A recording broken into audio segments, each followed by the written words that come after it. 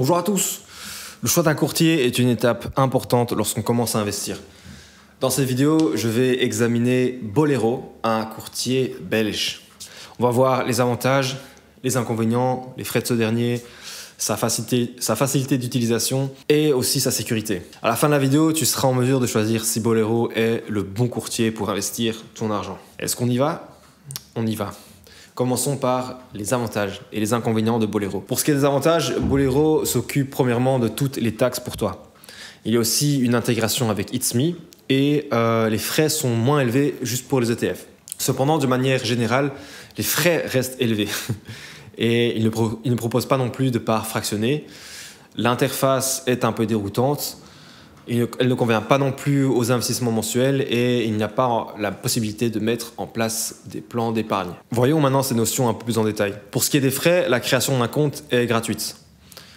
Il n'y a pas non plus de frais d'adhésion et dans la plupart des cas, tu ne payeras donc que des frais de transaction lorsque tu achètes ou vendras quelque chose. Bolero facture des frais de transaction plus élevés pour des montants de transactions plus importants et des frais différents par échange. Cette structure de frais est assez standard pour un courtier. Cependant, les frais sont plus élevés que ceux de d'autres courtiers. Par exemple, acheter quoi que ce soit sur les autres bourses européennes coûte au moins 15 €.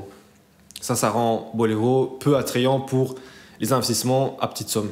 Bien que Bolero ait réduit son prix, il reste malheureusement l'un des courtiers les plus chers de Belgique. Dans le cadre de sa nouvelle tarification, Bolero a lancé la Bolero ETF Playlist. Il s'agit essentiellement de réduire le prix d'une liste spécifique d'ETF. Ainsi, par exemple, l'achat de 1000 € de l'ETF IWDA coûtera 5 € de frais de transaction. Ces frais augmentent au fur et à mesure que tu investis de montants plus élevés. Cela reste plus cher que d'autres courtiers qui facturent peu ou pas de frais de transaction, comme le montre ce tableau. Pour ce qui est de la facilité de l'utilisation, comme Bolero est un courtier belge appartenant à KBC, il s'occupe d'une grande partie des tâches lourdes pour les investisseurs belges, comme la TOB, les impôts sur les dividendes, la taxe renders, et il ne faut pas non plus déclarer ton compte à la Banque nationale de Belgique. Cependant, on ne peut pas mettre en place un plan d'épargne automatisé et il ne propose pas de parts fractionnées. Pour ce qui est de la création du compte, pour ouvrir le compte, le processus peut vraiment durer quelques jours.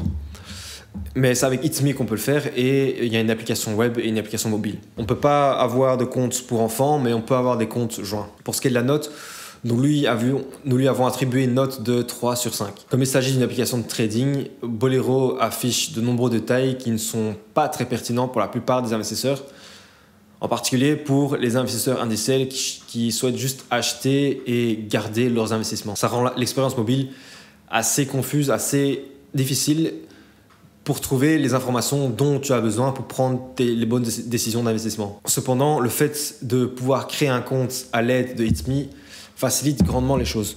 Tout ceci explique la note de 3 sur 5. Passons maintenant à la sûreté de Bolero. Son régulateur est la FSMA et ils n'ont eu aucun problème passé avec ce dernier. Bolero protège ses actifs financiers par le système européen standard de protection des investisseurs et ton argent est protégé par le système de garantie de dépôt. Tu peux aussi faire un prêt de titre et Bolero n'effectue aucun paiement pour le flux d'ordre. Voilà, pour résumer, Bolero s'est imposé comme un courtier sûr pour les Belges, offrant une gamme de services complète.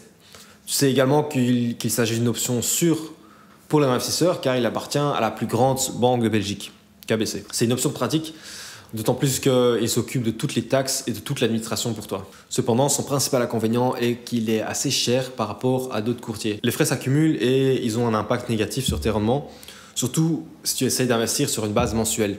Voilà, j'espère que cette vidéo t'a aidé à choisir si Bolero est le bon courtier pour toi. N'hésitez pas à poser vos questions en commentaire si vous en avez encore.